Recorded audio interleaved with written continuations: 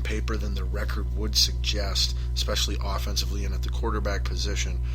They win the home game and stay tied or a half a game back of first in their division. Tampa Bay Buccaneers on the road win as I predicted, but much bigger than I would have predicted. 45-17 against the Philadelphia Eagles. The Eagles get shellacked at home by last year's worst team in all of football, giving up 5 touchdowns to rookie quarterback famous Jameis Winston, only putting 17 points on the board with that, mastermind genius Chip Kelly offense. Freaking stum. He's not a genius or a mastermind. He is stum. He is the definition of stum. Stupid dumb. But they got exactly what they deserve. A good old butt whooping in front of their hometown fans, 45-17 to a bunch of nobodies. Then we had the Washington Redskins losing on the road to the Carolina Panthers, 44-16. Panthers undefeated. 2-game lead on the Carolina Panthers for the number 1 seed in the NFC. Cam Newton had 5 TDs in that game as well. He is in your MVP discussions only if you are an idiot having an MVP discussion, or if you are talking about the people who should not be in the MVP discussion. Cam Newton's quarterback statistics are among the league worst of all starting quarterbacks in the league. He is not having an MVP caliber season. He is simply the only guy you have heard of on a team that is undefeated. And so you just assume that since he's the only guy you've heard of and he's the quarterback, he must be having an undefeated season if his team is undefeated. Or must be having an MVP season if his team is undefeated. That is not the case. Cam Newton is not even an MVP candidate, let alone the MVP. So let's just check that right now. Then we had the Kansas City Chiefs winning, staying hot in San Diego, 33-3. Chargers just really falling apart. Packers win, as we discussed, in Minnesota, 30-13. Seahawks win at home against division rival Niners, 29-13. Marshawn Lynch did not play that game, and he will be out for a couple weeks, possibly the remainder of the season. More results need to be revealed yet on his abdominal tear. Cincinnati Bengals lose by 3 points in the Sunday night game in Arizona to the Cardinals. They are the best team in the NFC. Over your undefeated Panthers. Cardinals, look out for them. They win 34-31. Carson Palmer, on the other hand, is in your MVP discussion. He should be second or third place along with Andy Dalton. Tom Brady is your unquestioned MVP. As much as I hate it, it's not even, this shouldn't even be a question to anybody with a brain. And then in the Monday night game, we had the Patriots, Tom Brady's team aforementioned, winning at home over the Rex Ryan-led Buffalo Bills, 20-13. Some questionable refereeing in this game as well, leading to just the national awareness and frustration with how bad NFL officiating has been for the most part this season, and I agree with those people. So there was last week, and now let's get to this week's games, as we gotta wrap everything in here. Within the next 45 minutes or so, fast as we can. So it's pretty much all football and then quickies. But it's Thanksgiving, so that's the way it should be. This week we've got in the 3 Thursday games. The first of your Thanksgiving Thursday games is Philadelphia Eagles at the Detroit Lions. Eagles are still without starting quarterback Sam Bradford. Not that makes that huge of a difference anyway, but they are a little better with him at quarterback. Likely Mark Sanchez will start again. I have not been on the Eagles bandwagon at any point in time, before, during, going into, none of this season whatsoever, post-Bradford injury, you name it. So I am picking the Detroit Lions, winner of 2 games in a row, to make it 3 straight. That's right. The roar has been restored. Or the roar is being restored. And the Lions are going to win their annual Thanksgiving game that they are forced to play in every year, just like the Dallas Cowboys. So I'm picking Detroit to win at home over the Philadelphia Eagles. What's the spread on that, I wonder? I'm guessing, it's basically a pick 'em. So, okay, Vegas is fairly smart too. Technically, the Detroit Lions are a half a point underdog. So we picked Detroit Lions to both cover that spread and win the game. Next, we've got the Carolina Panthers in somehow a pick'em. Undefeated Carolina at 3-7 Dallas, and it's a pick'em. Cowboys a half a point underdog. Of course we're taking the Panthers to win that game and cover that spread. Are you kidding me? That's a joke. And then in the last game that hopefully you are still watching right now, or maybe it's just got over with, but I bet it's still on. If you're listening Thursday night here to WNLMradio.com, Balls Deep Sports Talk, that is, we have the Chicago Bears at the Green Bay Packers in a key NFC North matchup. Now, not only does the Bears beating the Packers help the Vikings, well, I guess that is only, the Bears beating the Packers helps the Vikings. So we're cheering for the Bears in this game. Packers are a 9.5 point favorite. The Bears have been much improved. It sounds like Matt Forte will be able to play this week. Langford, his rookie replacement, has been sensational in his absence. Cutler's play has improved since he has come back healthy. The offensive line is actually performing semi-decent. They've got John Fox coaching there. The defense seems to be slowly learning that new 3-4 scheme that they're trying to incorporate. By the way, bonus Vikings take that I forgot. Pay attention to what all the games our offense has struggled in and continues to struggle in. It's every time we face a 3-4 defense, okay? Every time. We've got a couple 3-4 defenses yet that we play the Bears and the Bears and the Packers obviously both run it, and we play them each again, as well as the Arizona Cardinals. Possibly the Atlanta Falcons this week. I think those are the remaining ones we got. I don't know. I had my freaking Viking schedule in my pocket, and then I changed into a different pair of pants, and now I don't have the schedule on me. So, but I went through and highlighted all the 3-4 defenses.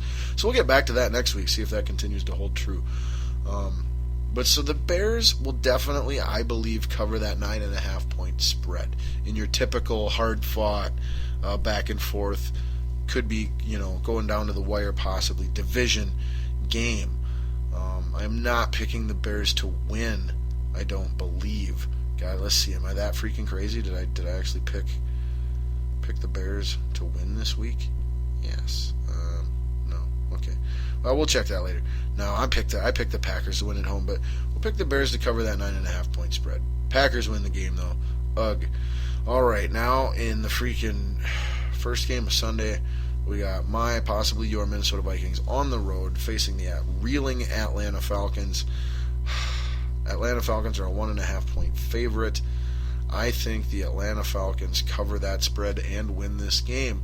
But the Vikings will still be sitting just fine for their playoff berth that they deserve. That's where they're at. But they're not a Super Bowl contender just yet this year, and I don't think they will be. But next year, Lookout should definitely be a Super Bowl favorite, or at least Super Bowl contender.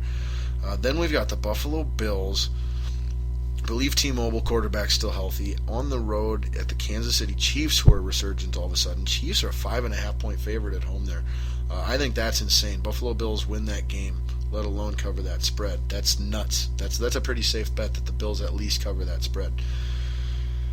Then we've got the Cincinnati Bengals hosting the St. Louis Rams. Bengals are an 8.5 point favorite at home.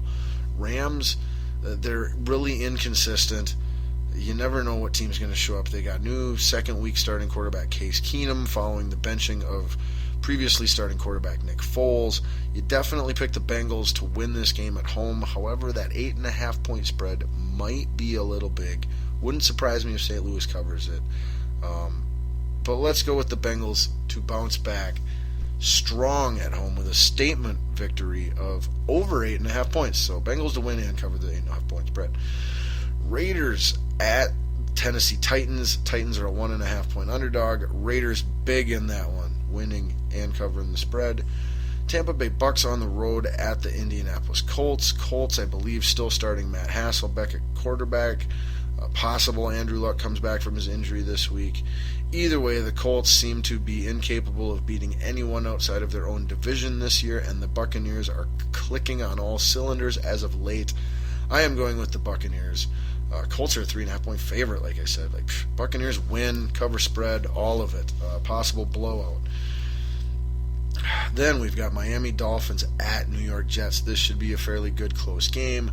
Jets got some health issues, especially at quarterback. Dolphins still getting acclimated to the new coaching staff and what have you. Yeah, let's go with the Dolphins yet. Covering 3.5-point spread, winning the game, definitely. Or at least, covering the spread. They don't have to win the game in that regards. But I'm picking them both to win the game, let alone cover the spread. Then we've got the New Orleans Saints, a 2.5-point underdog on the road to the Houston Texans. Houston Texans cover that 2.5-point spread and win that game. New York Giants at the Washington Redskins. Redskins are a 2.5-point underdog. This game could totally go either way. Would not shock me one bit if it's close and either team wins, or if it's a blowout and either team wins. I feel like the Redskins are going to win this game, but the Giants are the better team, at least on paper and in my eyes, what I've all watched of everyone this year. So I am picking the Giants to cover that 2.5-point spread and win the game. Actually, no. Let's be safe. We're picking the Redskins against that spread. We're picking the Giants to win the game. That way we win at least one of them, right? The smart bet. It's not, it's not being a cop-out or anything. It's the smart bet. All right, then we've got the Chargers, 4.5-point underdogs in Jacksonville to the Jaguars. I'm going Jaguars to win big, covering that 4.5-point spread. Cardinals, 10.5-point favorite on the road against the 49ers. Niners might cover that spread. Cardinals definitely win. We'll pick them to cover the spread too, because the 49ers stink and the Cardinals are fantastic. Then we've got the Steelers at the Seattle Seahawks. Seahawks are a 4.5-point favorite. Definitely picking the Steelers versus the spread. Coin flip as far as who wins this game. I will go with the Seattle Seahawks winning at home in the coin flip for who wins and who loses. In the Sunday night game, we've got a doozy. The New England Patriots at the Denver Broncos. Broncos are a 3.5-point underdog. Patriots will destroy them. And then in the Monday night game, we've got a real snoozer. We've got the Cleveland Browns hosting the Baltimore Ravens. Baltimore Ravens, as I mentioned, lost their starting quarterback Joe Flacco out for the season, as well as number one wide receiver Steve Smith a few weeks ago. Justin Forsett's banged up. Terrell Suggs was out for the year at the beginning of the year, still is obviously. So just the Ravens are as depleted as it gets.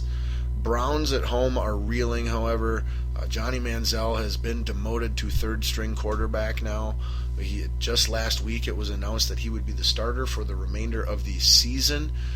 But this past Monday, following their game on Sunday, video surfaced via TMZ or whatever of him partying, drinking in a club that evening. I do have a little issue with this. Now, obviously, Johnny knows his situation and is choosing to take these risks and make these choices anyway. And so the consequences are fair in those regards. However, I feel that the decision and the consequences are not in the best interest of the Cleveland Browns organization. They need to find out if he can play or not, plain and simple. He didn't get into any kind of trouble or do anything bad. He didn't do anything that Rob Gronkowski doesn't go out and do every freaking week of his life and get praised and adored for. So while maybe a one-game benching or, a demoted to backup for the first series or something like that, that was the appropriate route to take, was a disciplinary action, but not, okay, you're now the third string quarterback for the whole rest of the season. McCown's back up to number 1, and the other guy now is number 2, and you're all the way to number 3 now because of this. He didn't break any laws, to my knowledge. What's the problem? Okay, let the punishment fit the crime. And the punishment in this situation should simply be a benching for up to 1 week. But that is it, not a complete demotion for the rest of the season. It's not in Manziel's best interest. It's not in the Browns' best interest. It makes no sense whatsoever.